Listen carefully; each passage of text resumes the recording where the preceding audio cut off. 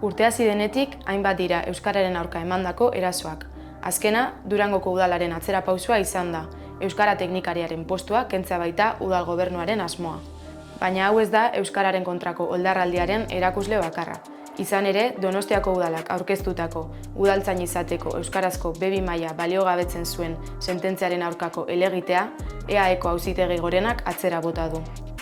Erabaki atzerako jau salatzeko, joan den astean Bagera elkarteak eta kontseiluak elkarretaratzea deitu zuten. Horrez gain, joan den asteartean, Aldatu Gidoia plataformak LAB, ELA eta ESK sindikatuekin batera eta hainbat eragile eta norbanakoren atxikimenduarekin, EITB Euskalduntzaren aldeko kontzentrazioa egin zuen. Telebista publikoak zuzendaritza postuak hautatzeko prozesuan euskara eskakizuna kontuan hartu ditzan. Gertakari hauek euskararen kontrako hizkuntza politika oso baten adibide dira, zeinak euskararen normalizazioarantz pausoak ematetik urrun, herritarron hizkuntza eskubideak urratuz, euskararekiko atxikimendua lausotzea helburu duten, bigarren mailako herritar izatera eramanez. Euskara baliogabetzen duten inposaketen aurrean, nabarmentzekoa da eremu ezberdinetatik berau sustatzeko egiten ari den lana.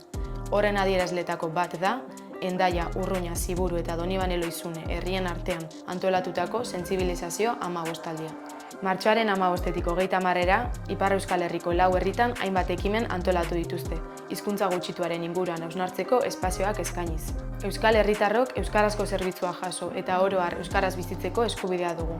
Beraz, beharrezkoa da auzi sozial honi erantzungo dion ehun euskaltzalearen sendotzea eta euskararen erabilera sustatuko duten hizkuntza politikak indarrean jartzea.